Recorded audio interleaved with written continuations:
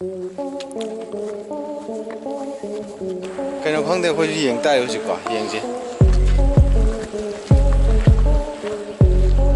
welcome hai shi pin hai jo tra ye chang ge pa jam pa mo de ja ni ta no mo phum ni ta chok chok ta na pin tak na ai ba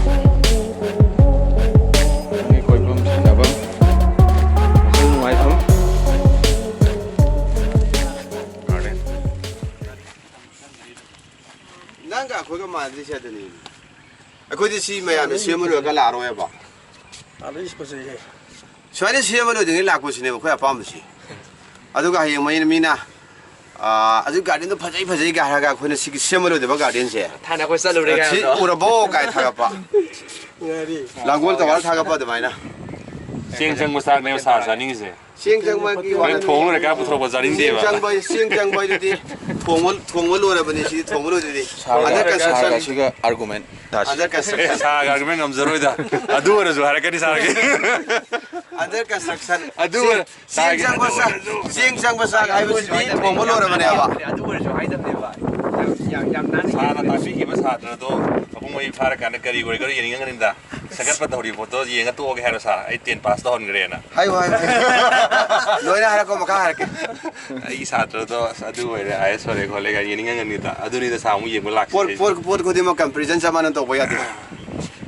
Aduh ni saya ki pot saya kau ki. Hydra aduh harus aja aduh ni. Ma aduh harus apa ni? Pot kau di maksi same kan present apa ya di? Por kau di maksi aku ki expansion salah kan expansion lagi na hai kan dah Hawaii marudi ingat lah kan dah expansion lagi tu. Hawaii mangan ni sini tu jauh tu ini. Ayo baru nanti mana? Hai ngam je sel lore argument lore sih. Kau ngasih garden lah, kau argument. Aku ayah gitu, aku kira. Malam dia aku uji, cakap tu dalam bisam sangi ba. Kaya nang satu je. Esa satu ni siam jauh sih. Wangu dah. Siam tu lagi belak pada kena tahu reh sih. Siam hawa hawa. Pingam dere, macam je am lak men gere sih je. Macam tu imung itu apa am tu shoot dere macam lak pi tanah tu. Kau yang mana selalu dia tu selalu siapa? Ada sah. Ada sim tu. Pasal diwali bu. Nanti apa? Aduh itu aku sin mesin tu siapa? Ada mahal di kantor. Aku selalu dia bahana. Ada aku siam para lagi haram mana aku di mana? Ada para lah ya nak. Kau selalu dia apa macam sana tu ni dah. Mana nak tu? Kau selalu mana nak kentang? Dah hamui kan? Wangu di begitu tu terus. Sunum tu sana tu sah. Kau rasa silau si foto kapus. Nampak? Ada di sini dah. Kapus lau. Case. Na macam tu na apa magum na ko. Sih jo garden nama bagi bukit macam mana ini, bukit macam. Am cakap tu bukit ni dah, ngam macam thada raga. Ngadi lay. Dengar semua saya asal. Ngadi lay. Bukit macam am cakap tu, tu. Sudah structure mana lay sih. Angau structure ni lay sih, asyik mana tu macam macam apa? Macam na, semua hat macam di sana. Sahaja je kuih macam ni, si malam. Lagi je hat lagi je 1, 2, 3, and lepas je 4. Tu kan. Ada yang kasi special lagi pun tu. The amusement park komba atau apa kerap fun noi ba kerap hafcal lagi. Hendak post ada ba. Aduh. Anu bahaya di situ. Sejupuki.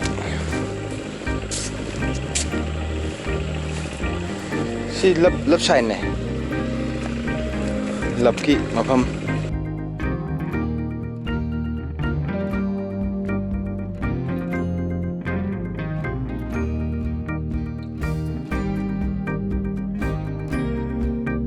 Kau nak hana selalu bukan sekali makan samjarak bawa ina. Kau gi kurkul dah. Lepas nak ba hangduk tu paham kata ni. Ba sikit tunggu sayam lei. Sing maya dah lepas. Hena perjalanan awal ba. Sing maya dah bersih makan dia tak perjalanan isi. Kau sing part tu dia lainnya di bini perjalanan tu na. Ngasih mai kau yang pamsi. Ayok senjare. Ada matang pergi matung na pamsi. Pakang nak cakap ni putan Thailand ni habis kau kisah cakap thasa sebab ni. Ada ngasih kau na. Mayam dah pangdam jadi bersih tu. ꯃꯅꯤꯄꯨꯔꯒꯤ ꯇꯣꯉꯥꯟ ꯇꯣꯉꯥꯟꯕ ꯃꯐꯝꯗ ꯇꯣꯉꯥꯟ ꯇꯣꯉꯥꯟꯕ garden ꯃꯌꯥꯝ ꯑꯃ ꯁꯦꯝꯒꯠꯅꯔꯛꯄ ꯑꯩꯈꯣꯏ ꯃꯌꯥꯝꯒꯤ ꯄꯣꯊꯥꯐꯝ ꯁꯦꯝꯕꯤꯔꯛꯄ ꯄꯨꯝꯅꯃꯛ ꯊꯥꯒꯠꯆꯩ ꯂꯣꯏꯅꯅ ꯃꯐꯝꯁꯤꯗꯁꯨ ꯑꯅꯧꯕ ꯒꯥꯔꯗꯦꯟ ꯑꯃ ꯁꯦꯝꯒꯠꯄꯤꯔꯛꯄꯒꯤꯗꯃꯛ ꯃꯐꯝꯁꯤꯒꯤ ꯒꯥꯔꯗꯦꯟꯗꯨ ꯁꯦꯝꯒꯠꯄꯤꯔꯤꯕꯁꯤꯕꯨ ꯑꯩꯈꯣꯏꯅ ꯊꯥꯒꯠ ꯐꯣꯡꯗꯣꯛꯆꯔꯤ ꯑꯗꯨꯅ ꯃꯌꯥꯝꯁꯨ ꯃꯐꯝꯁꯤ ꯍꯧꯖꯤꯛ ꯍꯧꯖꯤꯛ ꯇꯤꯀꯦꯠꯀ ꯀꯛꯇꯅ ꯈꯣꯠꯇꯅ ꯆꯪꯕꯒꯤ ꯀꯩꯅꯣ ꯂꯩꯇ꯭ꯔꯤ ꯍꯥꯡꯗꯣꯛꯇ꯭ꯔꯤꯅ ꯍꯥꯏꯕ ꯇꯥꯏ ꯑꯗꯨꯅ ꯃꯐꯝꯁꯤ ꯌꯧꯁꯤꯟꯕꯤꯔꯛꯑꯣ ꯌꯦꯡꯕ ꯌꯥꯕ ꯄꯥꯛ ꯑꯃꯅꯤ ꯍꯥꯏꯕꯁꯤ ꯊꯝꯖꯒꯦ